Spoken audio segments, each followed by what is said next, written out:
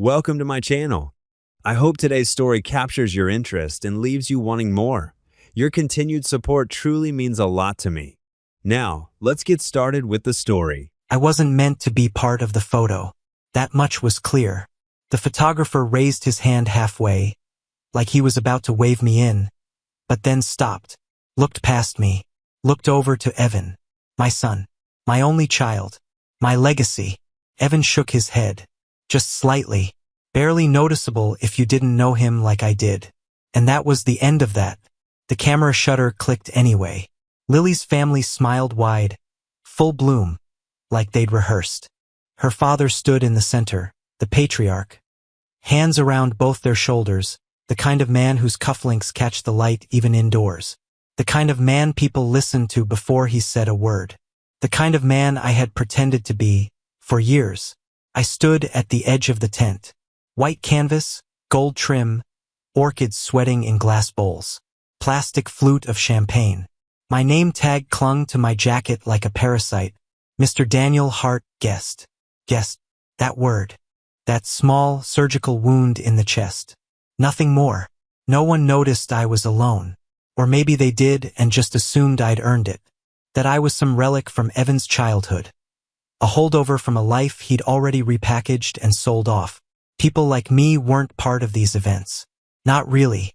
We paid. We smiled. We stepped out of the frame. They laughed easily on that side of the aisle. The bride's people. Evan's new world. A cousin from Boston told the DJ to skip the classics. Play something with bass, he said, as if the ceremony needed more swagger. The father of the bride toasted new beginnings, while I sipped the champagne I had paid for. The venue deposit? Mine. Caterer's overtime? Mine. The custom dance floor with their initials? Mine. Lily's dress? A gift from her uncle, they said, though the transfer had come from my account, routed through Evans. Even the valet tips had come from me. Envelopes labeled and sealed the night before. Evan hadn't touched a dime of his own money, and yet here I was, unnamed, unclaimed. I caught a whisper. One of Lily's relatives, smiling too hard, leaning into another. Who's that? The one by the speakers? Yeah. Somebody said he's from a previous marriage. Oh, that explains it. Then laughter like I was a good joke. It wasn't the first time I'd heard it. That label. Previous. As if my presence could be filed under expired warranties and old tax returns. As if the years I spent raising Evan, through nosebleeds, tantrums, high fevers, and long nights, had been a temporary condition. Placeholder. I had raised that boy when his mother left. Stayed when the grief swallowed her up and she forgot to ask him about his day. It was me who kept the house warm, the fridge stocked, the lights on. I was there through it all, braces, bullies, car wrecks. But none of that earned me a place in the speech, or even on the seating chart. The lights dimmed. Evan stood on the dais, smiling like a man who'd never known struggle. Lily beamed beside him, radiant in borrowed pearls and fake gratitude. I tried to catch his eye. I raised my glass subtle. A gesture. Just enough. He didn't look at me. And when Lily's mother raised her glass and said, Evan, you've finally found someone worthy. A man with vision, with ambition. I waited. For a nod in my direction. A glance. A breath of acknowledgement. Nothing. The toast continued. A man who understands hard work, family values. A man who didn't need help getting where he is. That line, it hit harder than it should have. Applause. Laughter. Clinking glasses. I stood there with a smile frozen in place. Someone bumped my elbow. Spilled a bit of wine down my cuff. No apology. Just a glance, then they moved on. I used the napkin to blot the stain. Slow. Deliberate. Kept my eyes on the ground. I sat at my assigned table, table 9, beside strangers. A woman named Cassandra who worked in commercial real estate and kept checking her phone. A man named Phil who seemed to think we'd met before. We hadn't. Another couple with name tags that read, friend of the bride's cousin. That got a laugh when they sat down. Oh wow, the woman said. They really labeled everyone, huh? I smiled. Not everyone. She blinked. Sorry. Nothing. I waved it off. Enjoy the salad. The music started again. A string quartet version of some pop song I didn't recognize. They had spared no expense. The food was exquisite, the lighting tasteful, the favors embossed. And all of it built on money I had earned. Years of double shifts, quiet sacrifices, forgotten birthdays, all poured into this one night. One night I had dreamed of for decades. The moment a father might be thanked, honored, stood beside. Instead, I was seated with Phil. I excused myself halfway through the entree, walked past the bar, past the tent flaps, out into the garden. Hydrangeas in bloom, savanna air thick with humidity and old ghosts. The moon was low, veiled in thin clouds. I could still hear the music. Someone was laughing. The cake had just been rolled out. I could hear the oohs and ahs. I stayed by the hedges, lit a cigarette I hadn't smoked in 3 years. Just one. Let the smoke fill my lungs. Calmed me, reminded me I had a body, a self, something other than a wallet with legs. Behind me, voices drifted. I recognized one, Evans. I turned slightly. He stood near the fountain, flanked by Lily and her brother. He was smiling, laughing about something. The past didn't live on his face at all. Not the struggle. Not the nights I stayed up helping him finish college applications. Not the nights I held his head while he vomited after his first heartbreak. Nothing. Just the perfect son of perfect circumstances. He had erased me so cleanly, it was as if I'd never existed. I flicked the cigarette into the bushes. Let the ember die there. Inside, the father-daughter dance began. Applause. Tears. The song was something soft, familiar. I couldn't remember the title, only the ache. I watched Lily's father hold her close. Evan stood at the edge, clapping along. Smiling. Always smiling. I looked for Evan's mother. She was tucked behind a pillar, nursing a cocktail. She caught my eye briefly, nodded. That was all. There was no mother-son dance. Lily had said it felt outdated. Too gendered, she'd called it. Let's skip the traditions that don't serve us. I understood now what that really meant. I made my way back to table 9, sat for another 10 minutes. Dessert was served, a pistachio tart with candied citrus. I didn't touch it. Phil was drunk now. Cassandra had left. The couple were dancing. My chair might as well have been empty. And then the final blow. I overheard a woman say, "That's Evan's dad, right?" "No, that's just the stepfather," someone replied. "Really? I thought his real dad died." "He did." "Oh." Pause. "Well, maybe that guy just insisted on coming." More laughter. I stood. No outburst. No scene. Just calm. First, no one noticed. Then the scraping of my chair cut through the music. A few heads turned. Someone asked quietly, "Is he leaving?" I walked right past my son. He didn't stop me. Lily glanced over but said nothing. I stepped out into the night air, ocean breeze, blooming hydrangeas, and left the wedding I paid for behind me. The gravel crunched beneath my shoes. I remember thinking, I wonder if Evan will even notice I'm gone.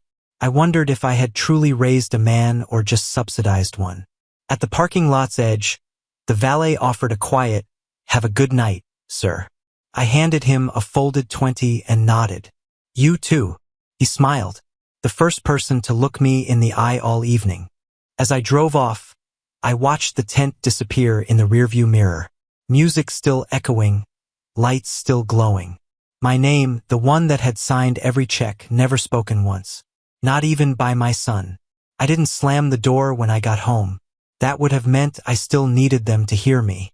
I placed my jacket over the back of the chair, set the car keys in their usual bowl by the entryway, walked into the kitchen and poured myself a glass of water. My hands were steady. That surprised me. I thought they would shake. They didn't. I stood there in the silence of my own house, the house where Evan had grown up, where I had patched drywall after his teenage outbursts, where I had replaced the roof the year he got into college, and I felt something unfamiliar. Not anger. Clarity. He hadn't defended me. Not once. Not when they mislabeled me. Not when they erased me. Not when they reduced me to guest. He had watched it happen, accepted it, participated in it. And that meant it wasn't an accident. It was a decision. I went upstairs and loosened my tie, sat on the edge of the bed. For years, I told myself that sacrifice earns loyalty, that investment creates belonging, that love, even imperfect love, comes back around. I had been wrong. At 9:13 the next morning, my phone buzzed on the nightstand. I stared at it for a long moment before picking it up. Unknown number. For one stupid second, I thought maybe Evan. Maybe he woke up ashamed. Maybe he finally saw what he'd done. I answered. Silence. Not a word. Just a faint hum on the other end. Then the call disconnected. I checked my call log. Nothing else. I walked downstairs. The house still smelled faintly of the cologne I'd worn to the wedding. A reminder of how carefully I'd prepared. How deliberately I'd tried to look like I belonged. Evan and Lily had stayed the night. Their luggage sat by the couch. Wedding gifts stacked on the dining table like trophies. I heard movement in the kitchen. Evan stood by the counter, staring at his phone. Lily leaned against the island, whispering something sharp, something tense. Then his phone rang. The sound cut through the room. He froze. Actually froze. His eyes flicked to Lily, then briefly to me. Just a flicker, like I was part of the furniture. He answered. Yeah? He said. Pause. What do you mean? Another pause. His jaw tightened. No, that's impossible. I stayed silent, leaned against the doorway. Lily's voice sharpened. What is it? He covered the receiver. It's the venue. Something about the contract. The contract. I almost smiled. Everything had been under his name. That was his idea. It'll look cleaner, he'd said. More adult. He'd wanted the optics, the image of independence. So I let him have it. I handed him my card. I transferred the funds. I wired deposits. But the paperwork, his signature, his email, his phone number. I never insisted my name be anywhere, because I thought my name lived somewhere deeper. I was wrong. He turned slightly away from me as he spoke again. No, I didn't see that clause. Pause. Late penalty? That doesn't make sense. We paid. Did we? He had never checked. Never asked where the money came from. Never looked at the numbers. He just assumed, because I had always handled it. I watched the color drain from his face. There must be a mistake, he said, quieter now. Another long silence. Lily grabbed his arm. Evan, what's happening? He swallowed. They're saying the final vendor balance wasn't cleared. They're threatening to charge additional fees. Lily's eyes widened. That's not possible. My mom said everything was handled. Evan nodded stiffly. It was. I thought it was. He finally looked at me then. Not with gratitude. Not with respect. With expectation. Like I was supposed to fix it. I didn't move. Didn't offer explanation. Didn't reach for my wallet. The silence stretched between us. Did you? He started. I tilted my head slightly. Did I what? He hesitated. Lily watched me like I was a suspect. Did you send the final transfer? He asked. There it was. Not thank you. Not I'm sorry. Not even can we talk. Just a transaction. I stepped fully into the kitchen. I transferred exactly what you asked for, I said evenly. To the account you provided. Under your name. His breathing grew shallow. They're saying there's an outstanding catering overage. And a lighting surcharge. I nodded once. Weddings get expensive. Lily's composure cracked first. This is insane. My parents are going to hear about this. Her parents. Of course. Evan's jaw tightened. Dad, can you just call them? They probably think. Guess. The word echoed in my head. I held his gaze. Call them yourself, I said calmly. It's your contract. The room went still. Lily's face shifted, confusion first, then irritation. What is that supposed to mean? It means, I replied, that I was a guest. Evan flinched. Barely. But I saw it.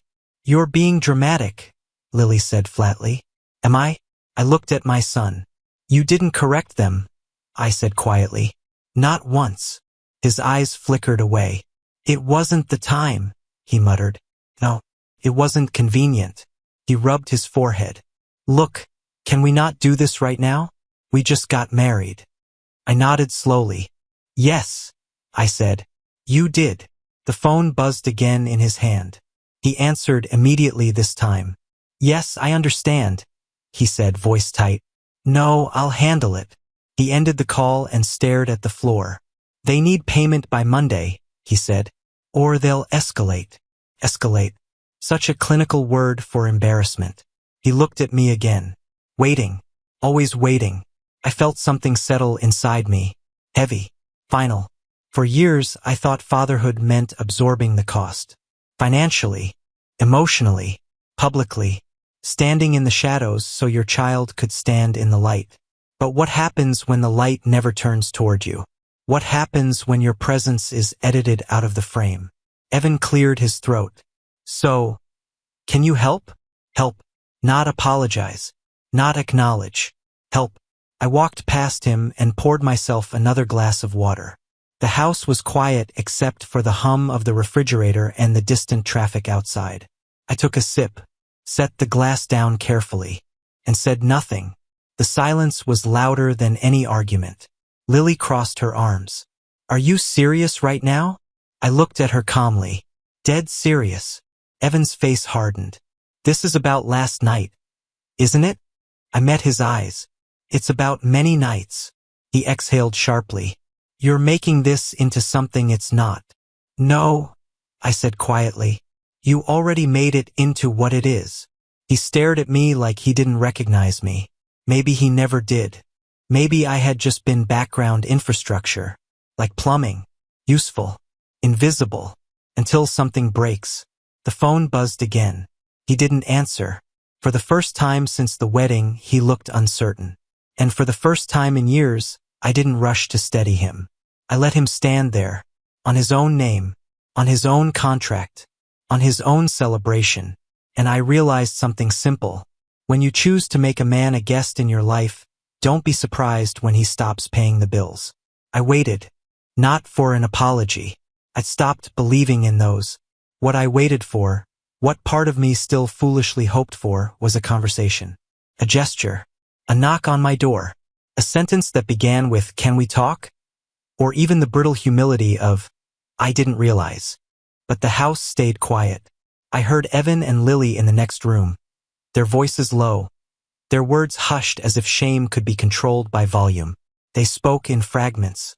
"He's overreacting," I heard Lily say. "He's your dad, isn't he?" Then silence. Then Evan's voice, quieter. "Not like that. Not really. Not really." I sat by the window with a cup of coffee gone cold, watching the lawn. I had mowed it the week before, lines still crisp in the morning light. My boots had left tracks across the garden beds. The hydrangeas were starting to bloom again. I'd planted them for his mother before she left. She never came back for them. Now they bloomed for no one. I wasn't angry. Not anymore. What I felt was closer to a quiet kind of death.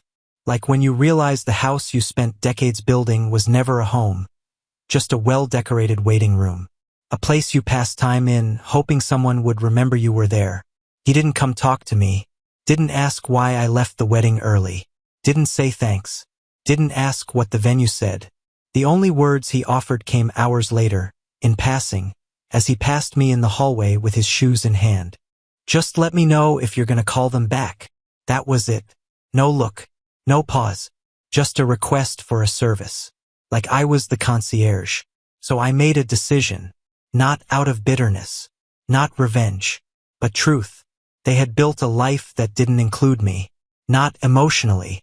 Not socially. Not in name, title, or speech. A wedding is a declaration. And what theirs had declared loudly, clearly, was that I was an outsider. Peripheral. Disposable. So I decided to accept that role. I went to my office and opened the drawer where the documents lived. The papers no one ever thanked me for signing. I looked at the tabs: insurance, tuition, utilities, auto. And then I started removing my name. The first was easy tuition, a monthly auto draft that had pulled from my checking account for 2 years. I clicked cancel, and the page reloaded like nothing had happened. But something had. The tie had been severed. Next, the health insurance. Evan was still listed as a dependent under my employer's policy. He had no idea. He thought it was his own plan. I filled out the form, requested removal, scheduled it for the end of the month. Then the car insurance. He and Lily drove a hybrid I had co-signed for. I paid the premiums, the coverage, the gap insurance. I canceled it all. It took less than 15 minutes to undo what had taken years to build. Every time I clicked remove, I expected to feel guilt. I didn't. All I felt was air rushing into a space that had been strangled for too long. I walked down the hall, opened the safe, took out my birth certificate, my passport, the old will I had written back when I still believed in family. I left their files untouched, let them figure out what mattered. On the mantel was a photo from Evan's graduation. I had paid for his cap and gown. His mother hadn't flown in. Lily hadn't yet entered the picture. Just me and Evan. I stood beside him, holding his diploma while he barely smiled. I took it down, removed the photo from the frame, left the frame empty on the shelf. That was the hardest part. Not because of sentiment, because of the silence it left behind. By noon, I had withdrawn entirely. Not with fury, not with spectacle. Just gone. Like a shadow when the light shifts. They didn't notice. Or they noticed and said nothing. By late afternoon, Lily was in the living room, laptop open, bills spread out around her. "Do you know if the insurance card is still valid?" she called out. Evan didn't answer. She tried again. "Evan, the medical one, for the follow-up next week." He walked past the hallway and muttered, "I think so. Why?" She clicked something. It's saying the plan ends on the 30th. A pause. Then footsteps, whispered voices, and then the sound of a door closing. I didn't say a word. That evening they went out, probably to Lily's parents, probably to be around people who believed Evan had built his life from scratch, people who called him self-made, people who toasted to his ambition. I sat alone in the kitchen and made myself dinner. Plain sandwich. One plate. No wine. No music. Just the quiet tick of the wall clock and the sound of my own chewing. And in that silence, something finally clicked into place. I was not angry. I was not heartbroken. I was free. I had played a role so long that I had forgotten it wasn't mine. They had never seen me as a father, only as support, as scaffolding, the structure behind the painting. And when the portrait was finished, they forgot the frame was holding it up. So I stepped away, and the painting sagged. They returned later, past midnight. I heard the key in the lock, the nervous giggle, the shuffle of bags. Lily whispered, "Maybe he's asleep." Evan replied, "I doubt it." I stayed seated in the dark, watching the hallway, listening. Footsteps on the stairs. A door closed. I went to the kitchen, picked up the last of the unopened wedding gifts from the table. A box marked, "From Uncle David." I opened it. A silver tray, monogrammed ENL. I placed it on the counter, looked at it, then walked it to the trash and dropped it in. Not out of spite, out of honesty. It had nothing to do with me. The next morning I woke early, brewed coffee, opened the windows. The house was quiet. Not angry, not tense, just real. No more pretending, no more performing. I sat with my cup and listened to the birds, the wind, the sound of a house that had finally exhaled. Lily came downstairs first. She avoided my gaze, poured herself water, sat across from me but didn't speak. Then Evan. He looked tired, as if silence had weight. He opened his mouth, closed it again. I waited. He tried again. "Are you okay?" I smiled, the kind of smile that doesn't reach the eyes. "I'm not your father," I said. He blinked. "What?" I sipped my coffee. "I'm not your father," I repeated. "You made that clear, and I've decided to respect your choice." He looked to Lily. She said nothing. "You don't mean that," he said finally. I nodded. I do. You built your own life. You married into new blood. You made a guest list. I was on it, just not as family. He looked hurt. It was a new expression on him. You raised me, he said quietly. I nodded. I did. Then why? Because you taught me who I am now, and who I'm not. The room went still. Lily looked down at her hands. Evan stood, pushed his chair back, walked out of the kitchen. He didn't slam the door. I finished my coffee. Then I stood and walked upstairs, pulled out the last remaining threads, the old birthday cards I had saved, the shoebox of receipts from school trips, braces, summer camps. I burned them in the fire pit that afternoon. It was a clear day. No wind. The smoke rose straight into the sky, and for the first time in decades, I felt like the air in my lungs was mine. The morning after the fire, I woke to silence. Not the kind that hums with tension, but the true kind. The deep, hollow quiet that settles into the bones of an emptied place. I lay in bed for a while and listened. No footsteps, no hushed arguments, no doors creaking under the weight of withheld words. Just the wind brushing against the siding, and the faint groan of old beams remembering their purpose. I didn't check my phone. I didn't reach for the robe I usually wore to make breakfast.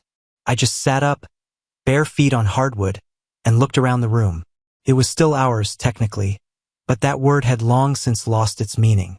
The dresser Evan had used as a child gone. I'd moved it into the garage after Lily said it made the guest room look cluttered. The framed photograph of Evan at 8 years old, laughing beside a lake I could no longer afford to visit, also gone. Replaced by a wedding photo, black and white, overexposed, elegant in the way lies are elegant. I dressed slow, deliberate. Jeans, shirt, jacket I hadn't worn since Evan's graduation. The same one I wore to the wedding. The same jacket that bore the name tag, Mr. Daniel Hart, guest. I went downstairs. The house was still. The kitchen smelled like coffee, but not mine. A different roast. Lighter. Sweeter. Someone had been up before me. But they were gone now. On the counter sat a single note. We're staying at her parents' for a few days. We need space. Maybe you do too. No apology. No attempt. No acknowledgement. Just a logistical update. Like notifying the mailman. I read the note twice. Folded it once. Then dropped it into the sink and turned on the faucet. Watched it curl and vanish. Like everything else. And then I laughed. Not a loud laugh. Not bitter. Just a breathy, involuntary sound. Like air escaping a cracked pipe. It lasted a second. Maybe less. But it felt honest. For the first time in months, maybe years, I felt honest. They were gone. And I was still here. And this house? This house had never been theirs. It had always been mine. I'd bought it when Evan was 10, back when I still believed that foundations were made of brick and not forgiveness. I had worked 3 jobs to afford the down payment. Replaced the windows myself. Installed the water heater during a snowstorm. This wasn't just a house. It was proof. Proof that I stayed. That I showed up. That I gave everything. And now, for the first time, it was just mine again. No more whispering in rooms I paid for. No more passive-aggressive notes on the fridge about shared space and mutual boundaries. No more hosting in-laws who never learned my name. No more pretending. The freedom hit slow like waking from anesthesia. You don't notice it at first. Just the absence of pain. Then the sensation returns. The blood moves again. You feel the weight of your own limbs. You remember you are a person. I started in the living room. Packed up every trace of the wedding that still lingered. The leftover programs. The extra name cards. The sugar-coated almonds in little organza bags. The guest book with blank pages. I boxed them all. Taped it shut. Marked it. Evan and Lily. Returned to sender. Then I cleaned. Not frantically. Not angrily. Just thoroughly. As if I were scrubbing out a lie. The couch cushions were flipped. The kitchen grout bleached. I emptied the fridge of the almond milk Lily insisted on but never drank. Dumped the gluten-free bread Evan never touched unless she reminded him. I worked in silence. No music. just the sound of my own breath, moving steady and unbroken. By mid-afternoon, I had cleared the garage. The boxes of childhood toys I had kept just in case, gone. The folder labeled college docs, FAFSA, letters, loans, shredded. The oil-stained bag from the summer road trip we took after his acceptance letter arrived, tossed. Each item I discarded made the house feel lighter, and in that lightness I could breathe. I didn't feel grief. I felt precision. I realized I had never lived in this house. I had maintained it, decorated it, paid for it, slept in it, but I had never truly lived in it, because I had always been playing a part. I was the man who showed up to the games, the man who brought the cupcakes to school when his mother forgot, the man who smiled when his name wasn't mentioned, the man who laughed when the joke was on him. But that man was gone now, and the house was quiet. I found his old bedroom, now their office, still full of her touches. Pale curtains, gold-accented desk, a candle labeled mindfulness. I opened the drawers, found my stapler, my pens, my old checkbook, all pushed to the back. I gathered my things, took them to the basement, left the candle burning on the windowsill until it drowned in its own wax. That evening I cooked for myself. A real meal, steak, potatoes, sautéed vegetables. I poured myself a glass of wine and set the table for one. And for the first time I tasted the food I had cooked. Not just shoveled it in between errands. Not eaten standing over the sink while someone asked if I'd moved the car. I sat, ate, chewed slowly, looked out the window at the yard I had mowed every Saturday for 15 years, and I felt peace. After dinner, I opened the hall closet, found the photo albums, the old ones, not the curated social media versions, the real ones, with bent corners and names scrawled in Sharpie. I flipped through them, watched Evan age in stills, from the missing teeth to the graduation gown. I stopped at one photo, Christmas 2012. He's holding a new bike, smiling like it mattered. I remember the cost, more than I had. I remember skipping rent to afford it, negotiating with the landlord, promising overtime. He never knew. I tore the photo out, set it aside, not out of spite, but because I was done pretending. I didn't throw it away. I just stopped keeping it. Later that night, I opened the file on my computer labeled Will Draft. I changed the beneficiary, removed Evan's name, not because I hate him, because he chose a life that did not include me. And I've decided to believe him. I made the donation line red, to the local trades program, for students who show up. I closed the file, clicked save. Then I sat back. The house was so quiet I could hear my own breath. That night, I slept without dreams. And when I woke the next morning, the air was crisp, clean, unburdened. No texts from Evan. No calls from Lily. Just sun through the blinds and the knowledge that, for once, no one was expecting anything from me. I poured my coffee, sat at the window, watched the wind move through the trees, and I thought, respect isn't something you buy. It's something you're either given or denied.